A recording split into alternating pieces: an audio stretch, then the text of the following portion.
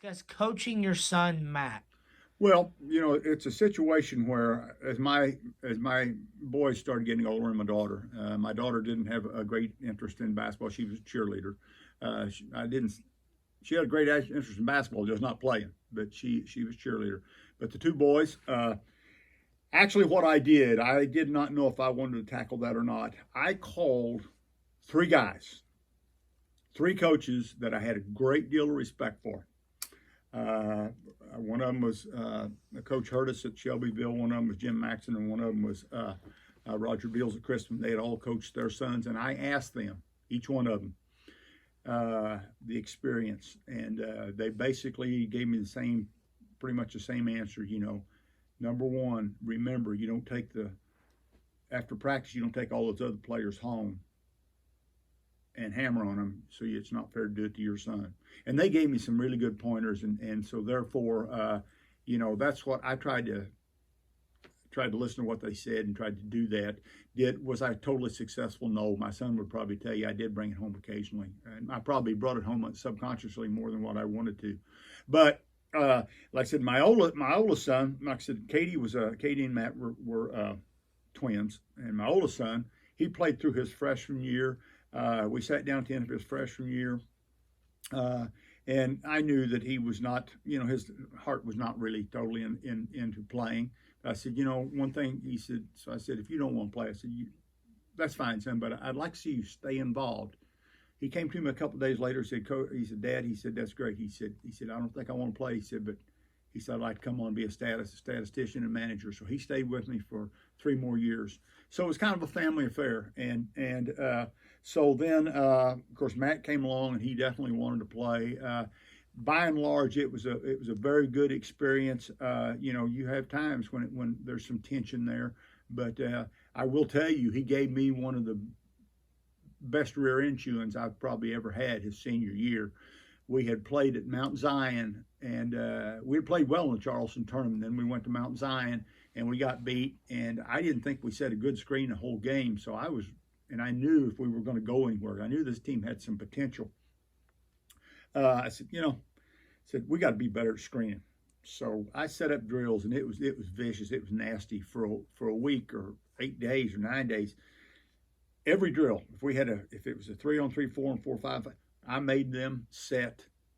Every guy on the offensive team had to set 3 illegal screens before anybody could shoot, and it got vicious and it got nasty, and my mood got nasty, and their mood got nasty, and I knew my son was not reacting, and I just knew something was off.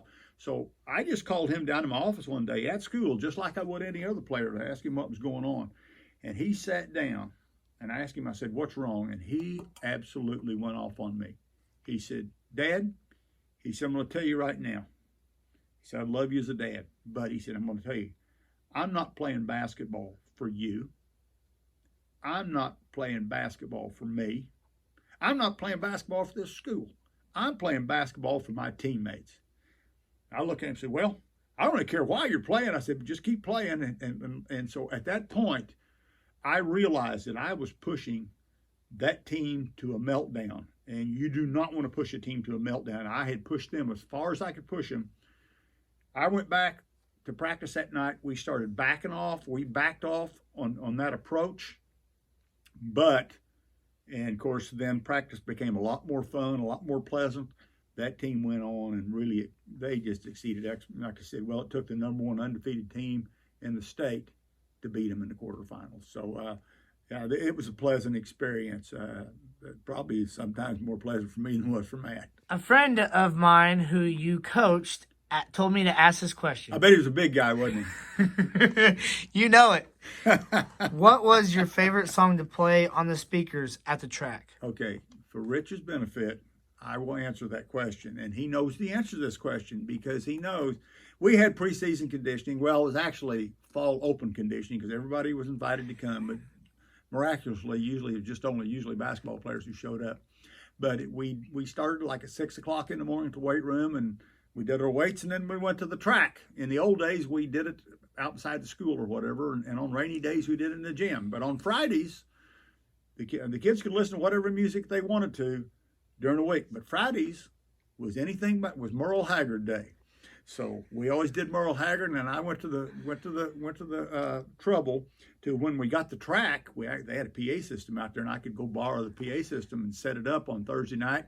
So Friday morning, or maybe get there early Friday morning and set it up, but so I could play it so they could hear it running around the track. And one real humorous note: one morning we were up there, and I had Friday morning, and just starting to get daylight, and the kids were running around the track, and I got Merle blasting, and there was three older ladies, I should say, walking on the track, and they got in front of the press box, and I'm up there, and they were kind of giving me a hard time, saying I was waking up the neighborhood.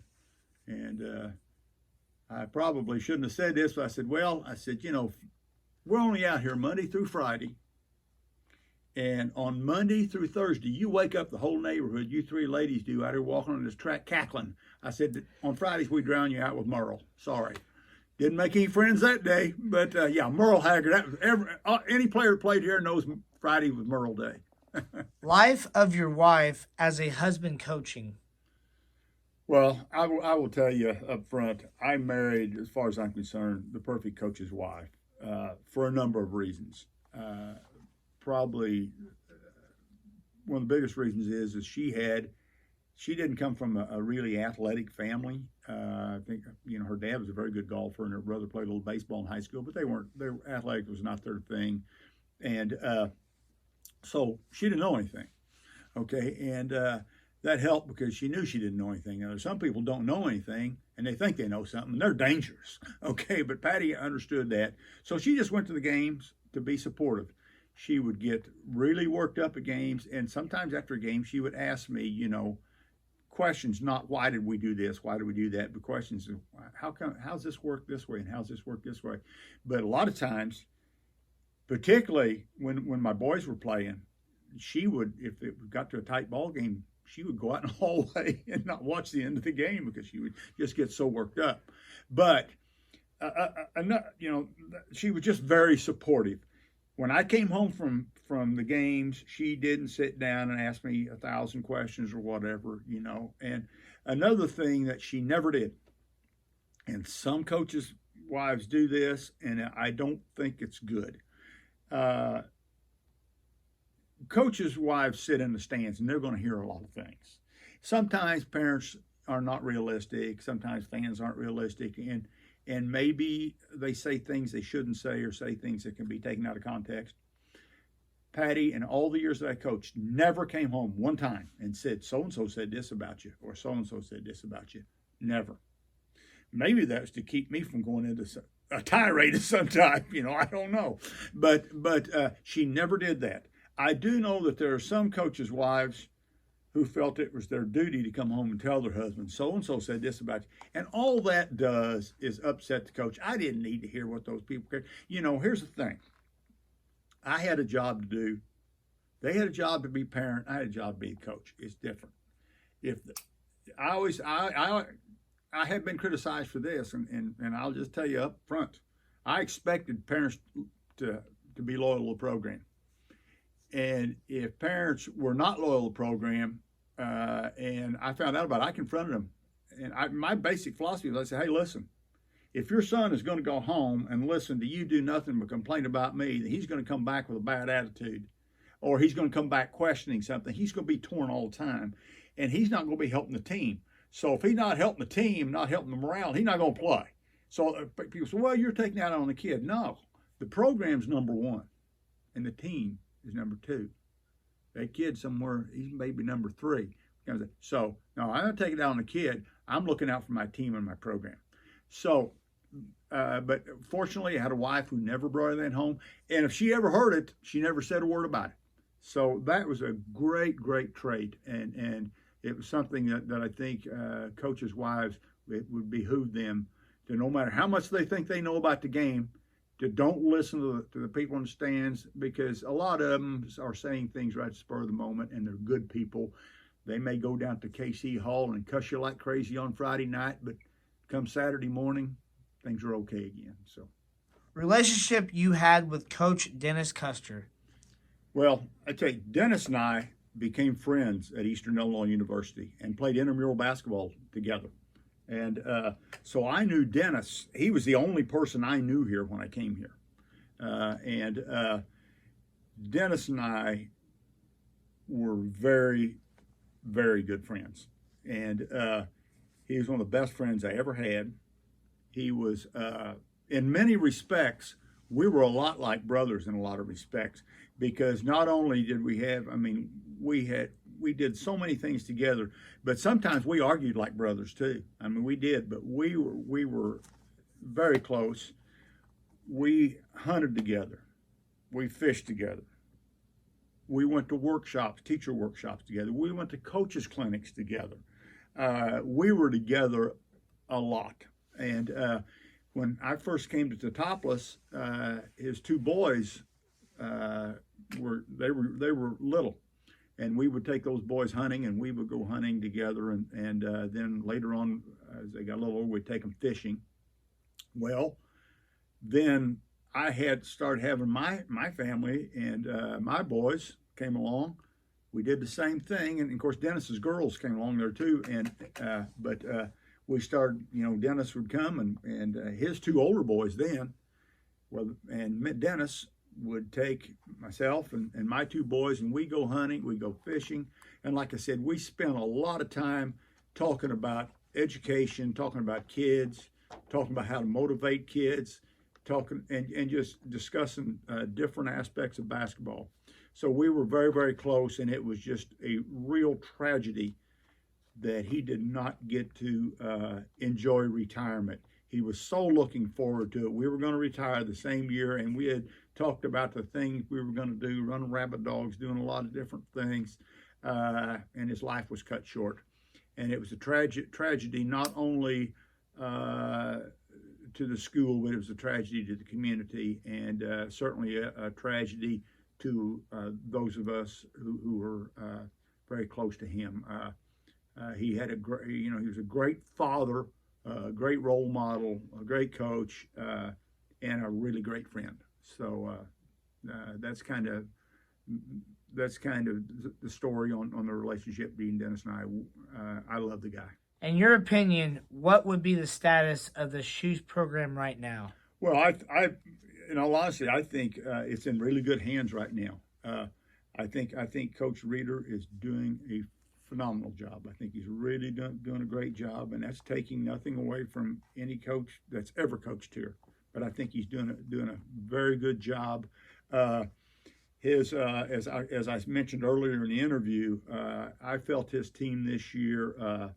Their on the offensive end of the floor, their spacing was really good. They were unselfish. They didn't take bad shots. Every now and then you're going to get a bad shot at anybody, but not very many. Very seldom a bad shot. Defensively, I felt they've come a long way in the last couple of years, so I just think it's in really good hands. I do think it's a situation where I mentioned earlier in the interview too that there aren't many guys who are career lifers anymore, coaches, and I'm hoping that he will be that, because if you look at a lot of the programs throughout that have been up and down or up and now they're down, a lot of it has to do with the fact they're turning over coaches. And there aren't very many career coaches anymore, and a lot of these schools are turning over a coach year after year after year after year.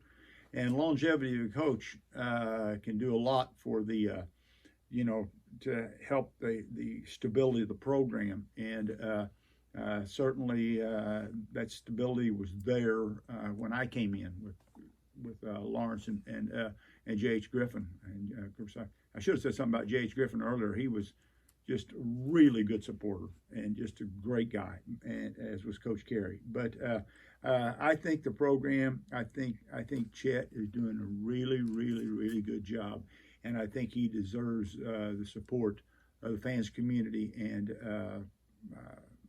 I just think they were fortunate they're fortunate to have him here right at this juncture.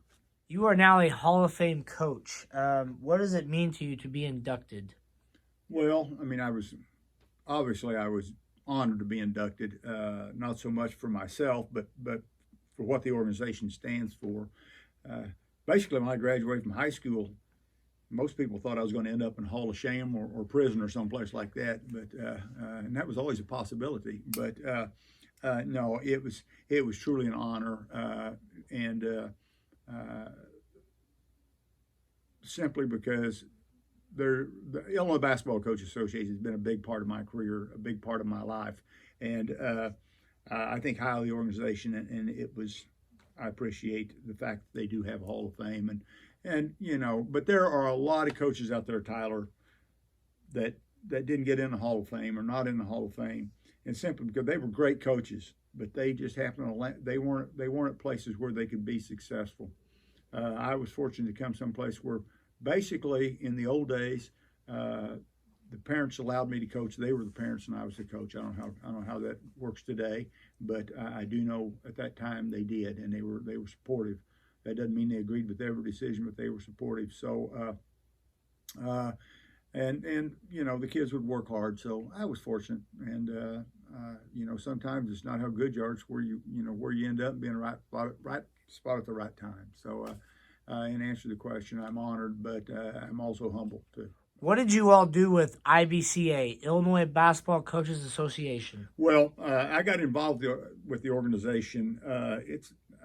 The organization itself started about 1973, but I got involved in the organization. Tom Welch was our area rep.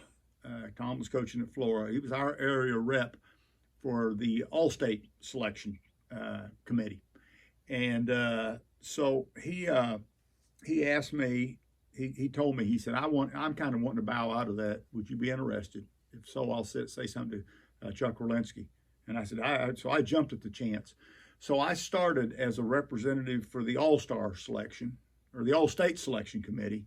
Then Chuck Orlinski talked to me and said, would you like to be on the All-Star selection committee also for the All-Stars, to select the All-Stars? And I said, sure. So I did that. And then within a year or two, he asked me if I would be interested in being on the board of directors, and I jumped at that also. So I was the District 21 representative, and that was a big district or a long district in those days. It started up here and ran all the way down to Hardin County, and so I did that for a number of years. Then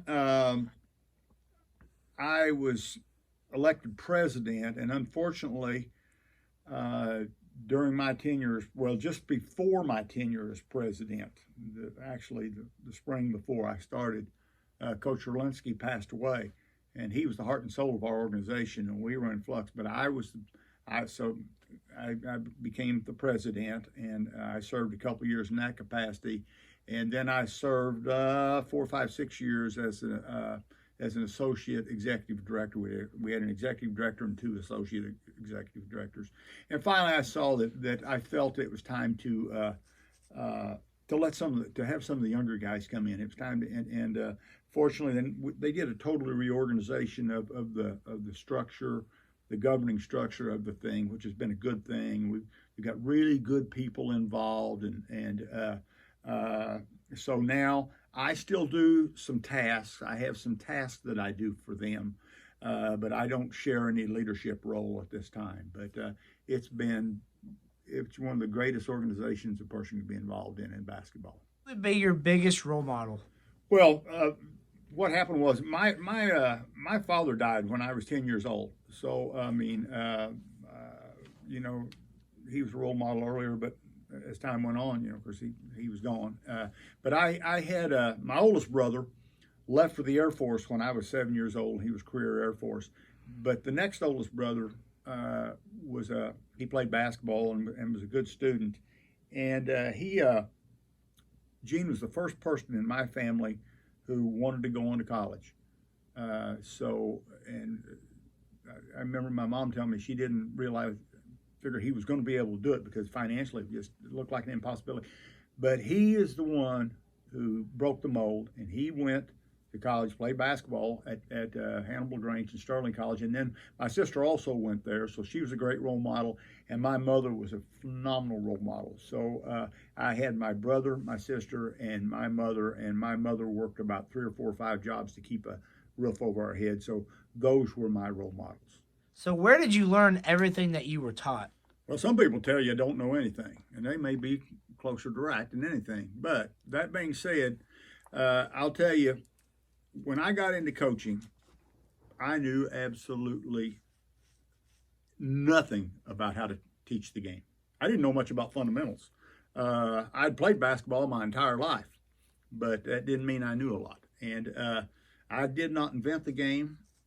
I had no desire to try to reinvent the game. Everything I learned, I copied or stole from somebody else. My philosophy was, though, if I ever decide to become a thief, if I ever decide to do that, I am going to go rob the biggest bank. I'm not going to go some poor bank and get a couple $1,000s. I'm going to the big bank. Or if I'm going to steal from people's residence, I'm going to go to the wealthiest neighborhood because they got all the good material goods there in the rich neighborhoods. Okay, so what I did when I looked for people to learn the game from, I went out and tried to find the very best college coaches, the very best high school coaches, the very best junior high coaches, and picked their brain. And I went to clinics, I went to camps, I worked camps. Some guys who were really, really influential on me. Probably the first book I ever read on coaching was written by John Wooden. That was part of a basketball technique, coaching basketball that was taught by Don Eddy, who was a great coach at Eastern Illinois University. And Don Eddy was a really good fundamental coach. We had to do a notebook, and it had to be very detailed. And I learned a lot of basketball. I said, gee, man, Chris was there. I had no idea there was this much of this game. And then as I got out and started to coach, as I mentioned earlier, Bob Knight was a huge influence. He was a master organizer, a master at teaching the fundamentals of the game of basketball. I've heard high school coaches say, well, I don't teach fundamentals. I expect my junior high coaches to teach it. Well, if that's what you're going to do, then you're not going to be very successful, because your junior high coaches have to teach fundamentals. Then the high school coach has to teach fundamentals. And the good college coaches are teaching fundamentals, and the great ones, and all the great ones are. So another coach that I followed very closely was Dean Smith. Another one was Jerry Tarkanian. One of the best fundamental coaches that ever coached was Jerry Tarkanian. Most people remember him from UNLV. What a great coach. Picked up a lot of stuff from Roy Williams, and a ton of stuff from Jimmy Cruz. Jim Cruz had been an assistant at Bobby Knight's. He ended up being the head coach at the University of Evansville, and just a really, really, really great coach. And I can say that Jim and I, we don't converse on a daily basis, but we were close associates, I mean friends, kind of friends. And I followed his career, just a great guy. And of course, when Marty Simmons took over the job, we became friends too, and I learned a lot from Marty. But as far as high school coaches, I mean, some coaches that I really learned a ton from was Ed Bird, who coached at Hoopson and ended up going to Clinton. Roger Beals, one of the most successful and the best coaches ever coached in the state of Illinois. He coached at Chrisman. He's originally from Neoga. Phenomenal coach. Ed Bukovich from Mount Pulaski. Of course, Chuck Orlinski from Toluca and the head of the ICCA. Jerry Leggett, who was at Quincy. And I learned a lot from Jerry. I didn't know him personally very well. I did sit down and had about a 2-hour discussion with him one night at a function. And he was really, I learned a lot just from that. But I went to some clinics he gave, and they were really good. I learned a lot from Coach Ron Felling, particularly about shooting. Just a phenomenal coach. And Ron and I are still very good friends. We converse. At least maybe once a month we talk back and forth. And before the pandemic, we were visiting.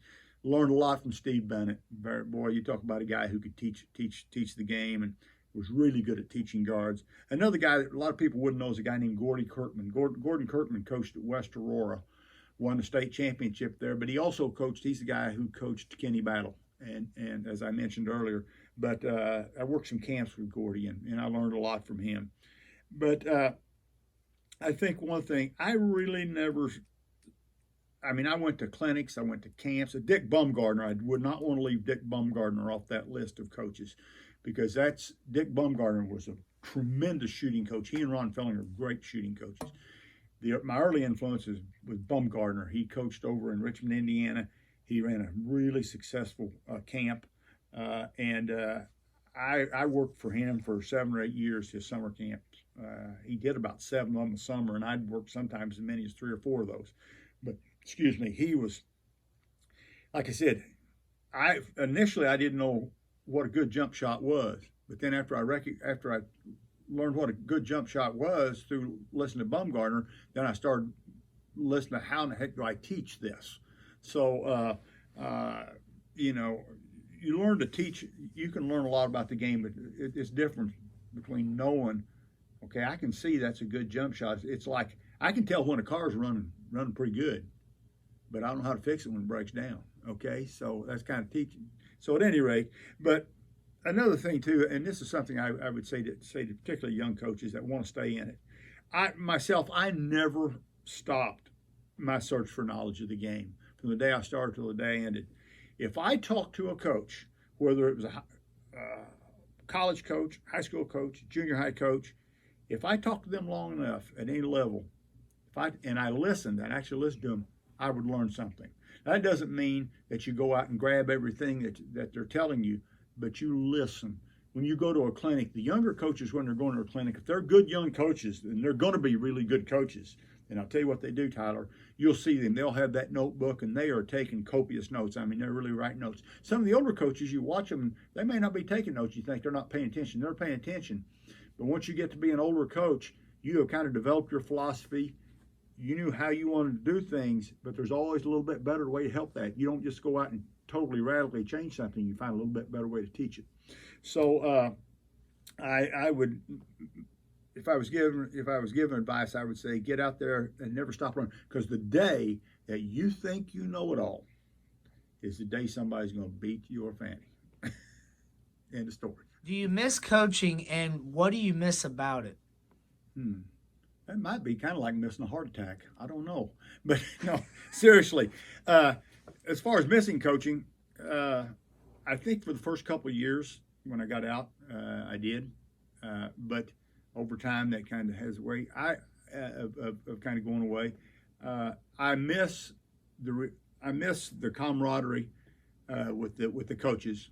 I really miss being with the players. I mean, I tried to. I mean, I was hard nosed. There's no question about it. But I tried to make practice at times fun. So, you know, I might be kicking the basketball across the floor in a tirade at 1 minute, and 2 minutes later we're all laughing. So I really miss that time with those players. I really, and you know, this be a good time for me to just say to thank all those players that put up with me for the years that they did, because they're great kids, and I loved them, and so I do miss that relationship. But it's better that younger people are doing it now. They can get their butts out of bed at 6 o'clock in the morning or 5:30 and go to the weight room. And they can, of course, I don't know how much they go out and scout anymore, but they can do those late night scouting trips and those types of things.